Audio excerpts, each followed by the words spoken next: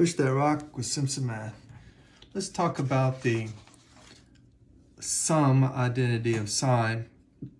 You might think when you see this that you could take sine of A and sine of B separately and add it up, but that's not true. Just like with square roots, you can't do square root of A plus B does not equal square root of A plus square root of B. So what does it equal? Well, the proof for this is pretty difficult. I have a lecture when I teach in the classroom that proves this statement, but it's kind of difficult and I don't want to get bogged down in it. So we're going to accept this at face value.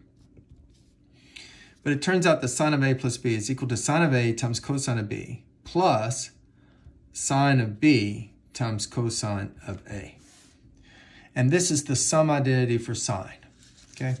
And let's use it for a couple of purposes. First, let's verify it with the case sine of pi 6 plus sine of pi thirds. Now, we happen to know that this is sine of pi 6 plus pi thirds is pi 6 plus 2 6, right? You know, 2 6 is the same thing as 1/3. So then I could add it up and I get sine of 3 pi 6. So that's sine of pi halves.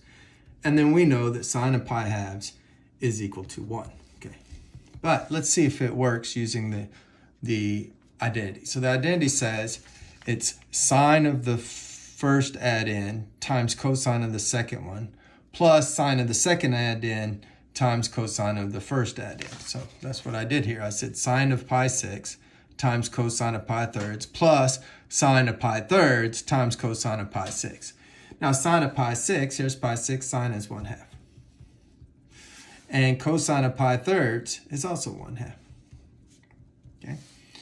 Then we have sine of pi thirds. Well, sine of pi thirds is root 3 over 2, okay? And cosine of pi 6 is root 3 over 2. So I have here 1/4 plus root 3 times root 3 is root 9, and 2 times 2 is 4. Oh, wait, but that's 1/4 plus root 9 is 3/4. And then that gives me 4/4. And sure enough, 4/4 does equal 1. So it worked in this case. Now, this wasn't a proof. This is just a verification that it works in this one instance. But it turns out it works all the time, okay? So that means we can use it now we can use that sum identity to find values that before were not convenient. See, all these other values like pi 6, pi thirds, pi fourths, we can use either the 30-60-90 rule or the 45-45 rule, so they're convenient. But we don't have a 45-45 or 30-60-90 rule, 7-5-12, so it's not that convenient. Well, here's what I can do. I can change this to a sum of two angles that are convenient. Like, how about 4 pi 12ths plus 3 pi 12ths? Okay. All right, you say, well, why would you choose this breakup of 7? I could have used 1 and 6, you know, 1 pi 12 plus 6 pi 12. Well, 6 pi 12 would reduce to pi halves, which is convenient, but 1/12 does not. So I chose 4 pi 12 because it reduces to pi thirds, which is convenient, and 3 pi 12 reduces to pi fourths, which is a convenient angle. So if you can bust up the argument to a sum of two convenient angles, then you can apply the sum identity. The sum identity says that sine of pi thirds, the first add-in, times cosine of the second add-in, pi fourths, plus, oh, I'm going to run out of room, sine, better write smaller, sine of pi fourths, the second add-in, times cosine of the first add-in, pi thirds, okay? So sine of pi thirds, well, you know, go back to the unit circle again. Sine of pi thirds is root 3 over 2. Cosine of pi fourths, well, pi fourths is this angle, and we know it's 1 over root 2, comma 1 over root 2, or you could rationalize and get root 2 over 2, comma root 2 over 2, whichever. Okay, in this case, I think I'll use the root 2 over 2, okay, which is equivalent to 1 over root 2. And then sine of pi fourths is also root 2 over 2.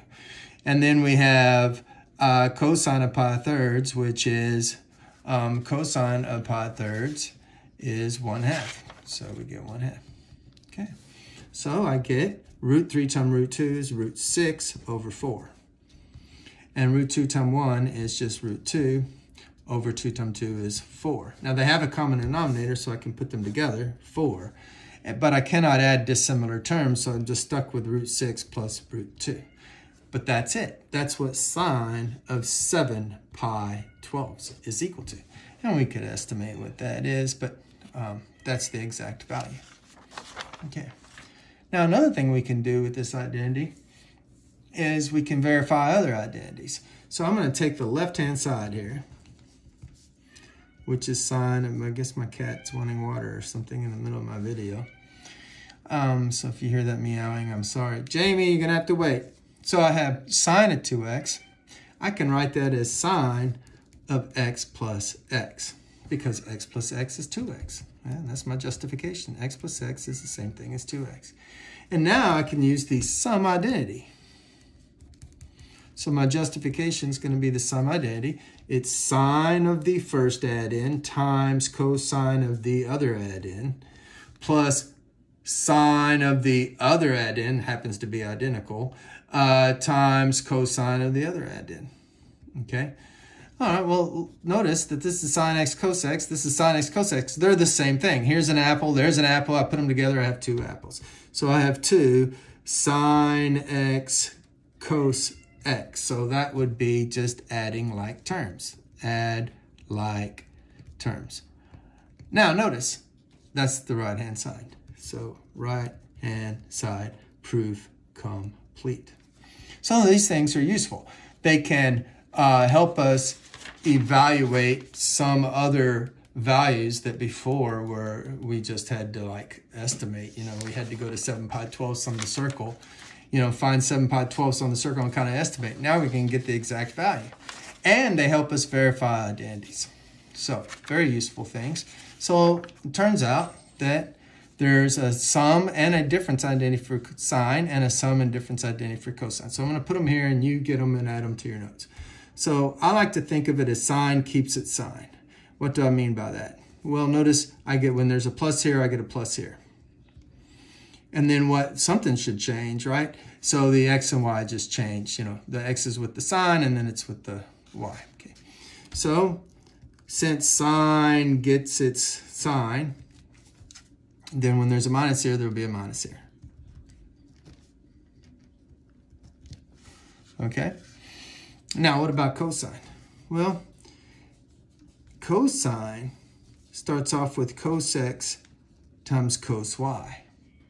And then over here, it's sine x, sine y. So notice on sine, the functions alternated, sine, cos, But on cos, it's cos, then sine, sine. But cosine gets its cosine. So when there's a plus here, it gets a minus. So I like to say cosine gets its cosine. So when it's plus, it gets a minus. I don't know. That helps me remember it. Maybe it'll help you remember it. So this one will be cos x, cos y, plus sine x, sine y. Now on this one, the order doesn't matter because with addition, you can put it in any order you want. So I could have put sine x, sine y, plus cosine x, cos y. But with subtraction, the order does matter. So you got to be careful about the order when there's a subtraction in there. Math made simple. It's Simpson Math.